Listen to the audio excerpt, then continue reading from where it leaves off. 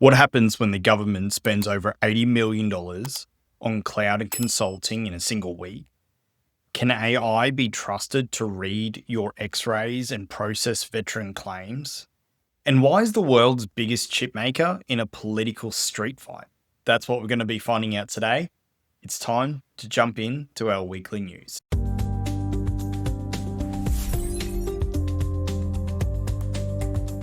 Welcome back to the Enterprise Tech Playbook, where we are on a mission to empower every IT professional with actionable wisdom and a collaborative community, making their next stride in enterprise tech one that truly leads with impact. All right, it's time to get into our weekly news segment where we cut through the noise to tell you what really matters in enterprise tech. This week, we've seen some massive moves in government IT. From huge cloud deals to fascinating AI trials that have implications for every enterprise. We'll also touch on why a key security certification is a business game changer, and finish with a look on how geopolitics is shaking up the foundations of our hardware supply chain. First, it's all about big spending in Canberra this week, with two massive deals hitting the wires. Let's start with the Department of Health and Aged Care and Disability, expanding its cloud's footprint. It has just signed a 3-year, $32 million deal with Microsoft Azure. And hot on its heels, Accenture has picked up a $51.7 million deal to act as the prime system integrator for the My Health Record transition. Pulling these two stories together gives us a crystal clear picture of the government's two-pronged approach to modernisation. On the other, they recognise that these transitions are incredibly complex and they're willing to pay top dollar for a firm like Accenture to act as the conductor for the orchestra, managing all the moving parts. This is a masterclass in large-scale program execution strategy. Pick your platform, and then pick a prime conductor to de-risk the mitigation. That's if those two stories are linked.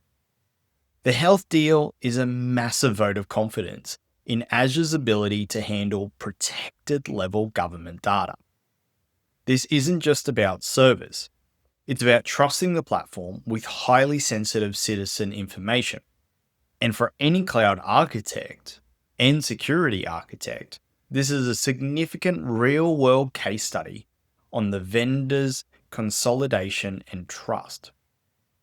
Now, Accenture's role is a prime integrator for the My Health Record, and that's key. They aren't just doing the work, they're managing the other vendors and the technical streams. This is a crucial governance pattern. Any organization undertaking a high-stakes transformation, you need one central point of accountability, or one ass to kick, one head to pat. The combined price tag here is over $83 million. And it shows that while cloud can be efficient, the journey to actually getting there and managing it properly requires serious upfront investment in both technology and the project management. So, for all the IT leaders and the program managers out there, when you're running a critical system migration, what's the most important governance mechanism you must have in place to keep the prime contractor, like Accenture, accountable and on track? Drop a comment down below, and I'd love to hear your actual real-world experience. Now, let's shift from the what to the how. And a lot of this modernization is being fueled, again, by AI. And we have two fascinating and very different Australian use cases this week. First, the CSIRO has developed an AI called Chequebook. I hope I pronounced that one right. That can not only read chest x-rays, but also explain how it reached its diagnosis. And in a very different context, the Australian Veteran Affairs is testing AI to help tackle a backlog of over 82,000 unprocessed claims. These stories perfectly illustrate The two faces of modern AI adoption.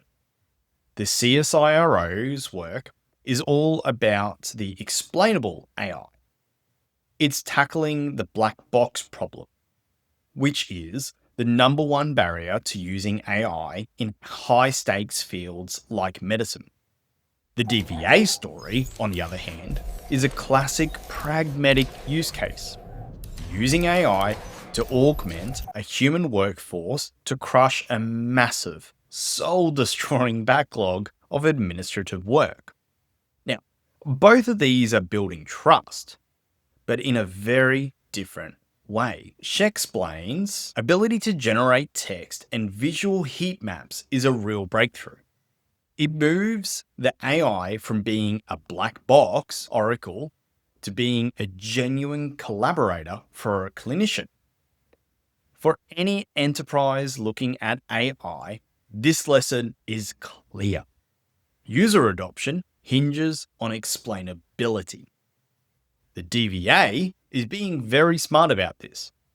They are explicitly stating it's a proof of technology and that AI will assist, not replace, the human decision makers. This human in the loop model is the only responsible way to develop and deploy AI for sensitive processes that directly impact people's lives. It seems that they have definitely learnt from RoboDev. Well done. Nice work. The core challenge in both of these cases is the same data. The CSIRO's model is trained over 377,000 images. DVA's success will depend entirely on the quality and the structure of its claims data. It's a reminder that you can't have an AI strategy without a data strategy. This one is for everyone. The explainable AI like this gets better. What do you think is the biggest challenge for adoption, and what do you think it will be? Will it be the technical integration, the cost, or the cultural change needed for professionals to truly trust an AI as a collaborator? Again, let me know your thoughts down below. And finally, let's zoom out the enabling factors that sit behind all of this technology. Two stories that really caught my eye this week that every IT leader needs to be aware of. First, cybersecurity firm CyberArk has completed its IRAP assessment to the protected level. And on the world stage, President Trump has called for the resignation of Intel's CEO over a paused chip plant in the US. Now, these two stories might seem unrelated, but they both deal with the foundational pillars of trust and stability in our industry. The CyberArk IRAP assessment is the golden ticket for selling to the Australian government. It's a formal, rigorous process that proves a SaaS tool or any other tool is secure enough for sensitive data. It's a business enabler. The Intel story is the opposite. It shows how political instability can directly threaten the stability of our entire hardware supply chain, creating a massive uncertainty for long-term planning. Now, for any software company out there or a security company wanting to work with the government or large enterprise in Australia, achieving a protected IRAP assessment is a massive competitive advantage. For buyers, it's a powerful third-party validation that simplifies procurement, reduces risks, and also really fast tracks or helps to fast track the approval to operate process. That is one of the main things that every Australian federal government agency needs to do before deploying new software. The dispute over Intel's Ohio plant is a critical sign of the times. The semiconductor industry is now an area for geopolitics.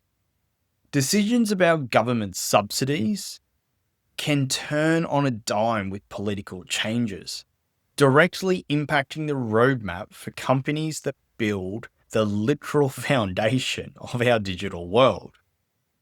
And this puts enterprise architects in a bit of a tough spot. How do you plan a 5-year hardware refresh cycle, that's if you're still on premise, or your data center strategy when the supply chain for core components is subject to this level of political volatility? It forces a renewed focus on supply chain diversification and risk management. And this is a really big strategic question. We all are aware of the PESEL analysis. When political disputes start influencing foundational tech companies like Intel, how should enterprise leaders practically factor this geopolitical risk into their long-term procurement and architectural plans? I mean, is it even possible? Risk Management 101 is plan for the worst and hope for the best. Let me know on what your thoughts are on that down below. All right. So, looking back at the week, there has been a few big themes here. There is a fire hose of government money aimed at modernisation. AI is moving beyond hype into the real world augmentation. And the layers of trust, from security certifications to supply chain stability, are more critical than ever. So, here are the key takeaways from this week. Number 1, big transformation. Isolate the risks. The government strategy of hiring prime system integrators like Accenture is a risk management play. For your own major projects, ask, have we isolated the project management risks from the technology risks? Number 2, your AI is only as good as its explanation, whether you're in medicine or processing invoices. User trust is your biggest hurdle.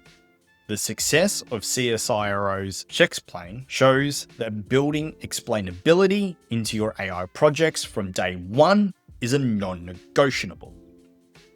Third, security compliance is a revenue engine. Don't view certifications like IRAP just as a cost.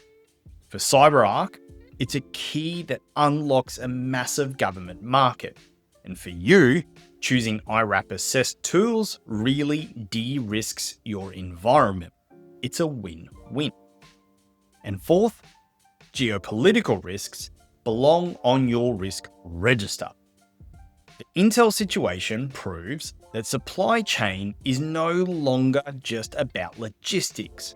It's about politics. Your long-term technical strategy must now account for geopolitical instability.